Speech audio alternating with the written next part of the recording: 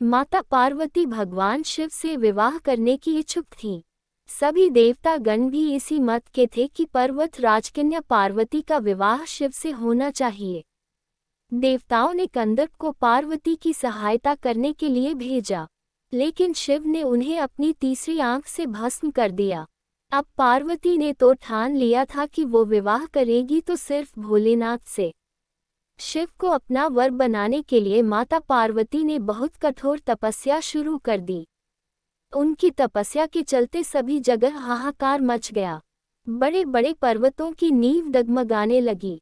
ये देख भोले बाबा ने अपनी आंख खोली और पार्वती से आह्वान किया कि वो किसी समृद्ध राजकुमार से शादी करें। शिव ने इस बात पर भी जोर दिया कि एक तपस्वी के साथ रहना आसान नहीं है, लेकिन माता पार्वती तो अडिग थी। उन्होंने साफ कर दिया था कि वो विवाह सिर्फ भगवान शिव से ही करेगी।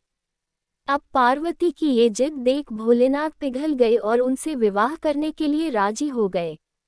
शिव को लगा कि पार्वती उन्हीं की तरह हठी है, इसलिए ये जोड़ी अच्छी बनेगी।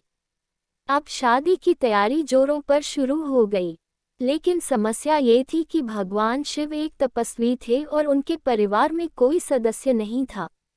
लेकिन मान्यता ये थी कि एक वर को अपने परिवार के साथ जाकर वधू का हाथ मांगना पड़ता है।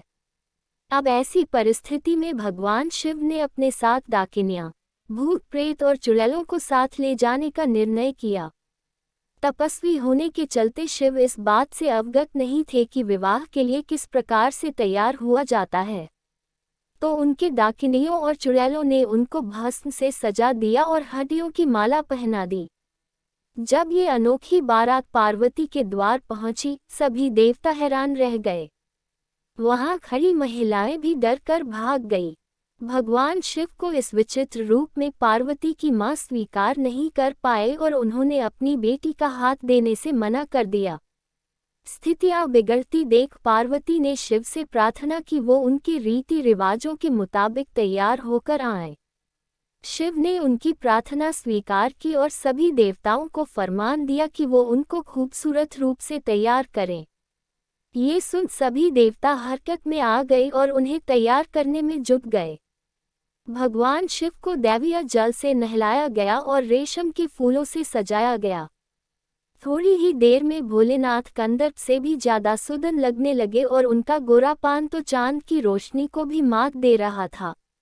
जब भगवान शिव इस दिव्य रूप में पहुंचे, पार्वती की मां ने उन्हें तुरंत स्वीकार कर लिया और ब्रह्मा जी की उपस्थिति में विवाह समारोह शुरू हो गया। माता पार्वती और भोले बाबा ने एक दूसरे को वरमाला पहनाए और ये विवाह संपन्न हुआ।